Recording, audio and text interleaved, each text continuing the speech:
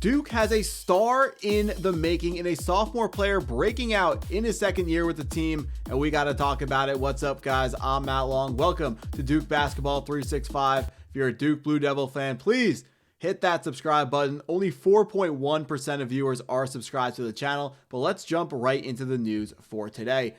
Patrick Ngongba II recently confirmed to Duke Blue Devils on Sports Illustrated that he's not really focused on garnering personal accolades, but if the Duke Blue Devils big man continues to exhibit the prowess he's put on full display for the number 3 ranked Blue Devils, 10-0, undefeated on the year, throughout their sizzling start to the 2025-26 campaign, one would think he'll end up landing a few honors just the same. Last season, Gongba averaged only 3.9 points per game and 2.7 rebounds per game, serving as a backup to Khamenia, but playing just 10.5 minutes per game.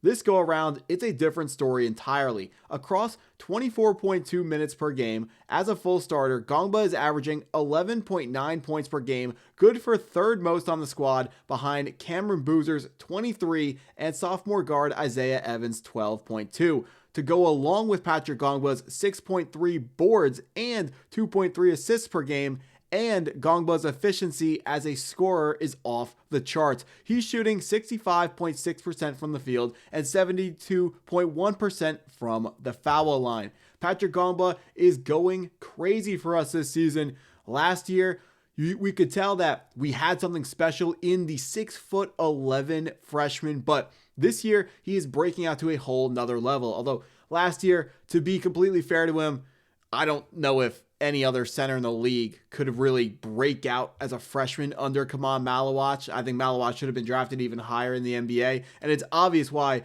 Man was getting as many minutes as he was.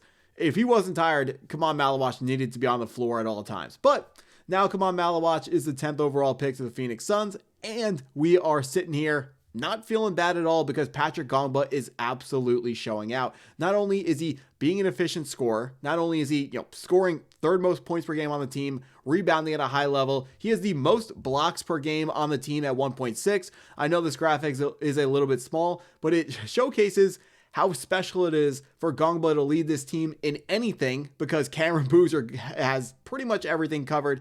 Earlier on in the season, Cameron Boozer led the Blue Devils in every single scoring category: points per game, rebounds per game, assists per game, steals per game, and blocks per game. Right now, Patrick Ngongba has jumped up over the star freshman, but which is good to see. But another thing that Gongba is doing this season that he wasn't doing last year is shooting threes. Now, he's not shooting threes at a high clip, which is understandable because he's a second-year player, 6'11" center. He's really a back to the basket kind of guy.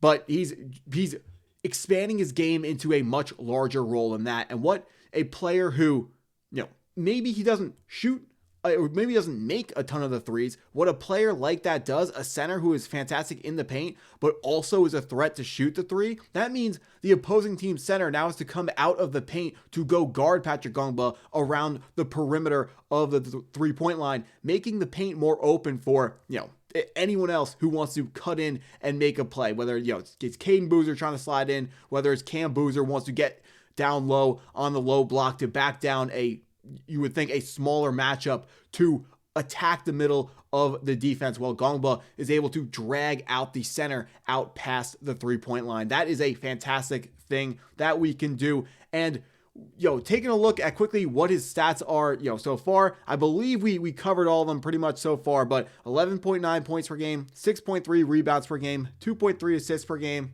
shooting 65.6%, and then blocking 1.6 shots per game, which is absolutely amazing. We do have to talk about how effective he's been as a shot blocker this season. The best teams in college basketball this year, they got big men, and we need our own shot blocker who's going to be able to make a difference when we are up against those players or up against those teams. Especially coming up here soon, we got this matchup after the Lipscomb game a week from today. Saturday is when I'm recording this video. It might go up tomorrow on Sunday, but pretty much a week from when you are watching this video, we'll be facing the Texas Tech Red Raiders. And if you are not familiar with that team, they got a star player named JT Toppin who he's a power forward, but he is someone who does his damage at the rim, and we are going to need a rim protector, aka Patrick Ngongba, who's going to be able to make a difference and hold him down from a scoring perspective and able to lock down the paint.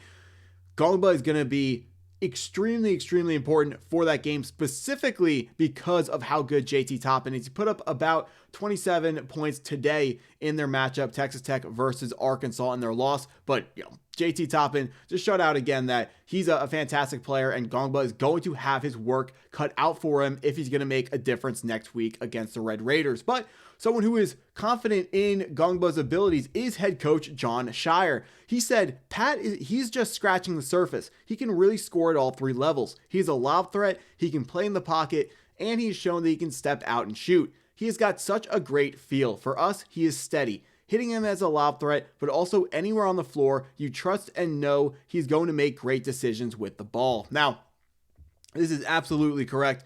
Gongba does make great decisions with the basketball when it's in his hands, which is an important aspect of a center, because there's a lot of times where the center is going to back the guy down the paint. He's going to put his hands up, get the basketball, and now he has to determine whether or not he's going to turn and try to score, or if he's going to kick it out to a shooter on the perimeter. And Gongba is someone who's going to make good decisions like that. But for me, who I'm also a Knicks fan, we got this guy Mitchell Robinson, who he likes to catch the ball and he makes the mistake of bringing it down, and it makes it so it eliminates the height advantage that Mitchell Robinson brings to the table and allows smaller players around him to knock the ball away. But Patrick Ngongba making better decisions than that. He knows keep the ball high, and he is a quick and accurate decision maker when it comes to whether I want to kick it out for a three to Isaiah Evans or Khamenia or whoever's on the outside ready to hit a three, or if he's going to turn around and try to get a mismatch, either backing down a smaller defender or just putting it up and over whoever is the center for the opposing team we're facing that day. But Patrick Ngongba is someone that last year he looked like he had a ton of potential, but this season it is really all coming together for this player, and I'm extremely excited to see where he goes in the future. One thing, the only bad thing we got to bring to the table, he's an extremely passionate player. However, he's got to make sure we can't be having the flagrant fouls. We got to make sure we're keeping our head on straight at all times.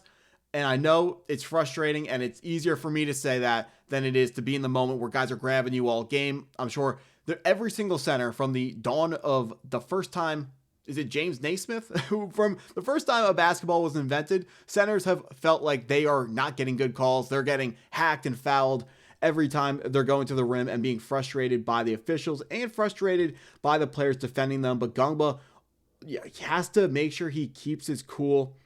It's really tough in the heat of the moment, but he has to understand as a young player, that has to be the next step of his development, not only from a basketball perspective, just from a mental perspective. And we got to remember, it's still kids. Like college basketball, it's still kids doing this, even if they're 6'11" and they look like full-grown adults. These guys are still kids. I mean, they may not look like you did when you were in college, but they are still they're people are still working through everything that comes with being a young man in playing basketball, a high emotions driven game. So just want to see the flagrant fouls not happen, and if he can fix that. I'm not even saying completely eliminate the passion, and I'm not expecting him to commit 0 flagrant fouls for the entire year.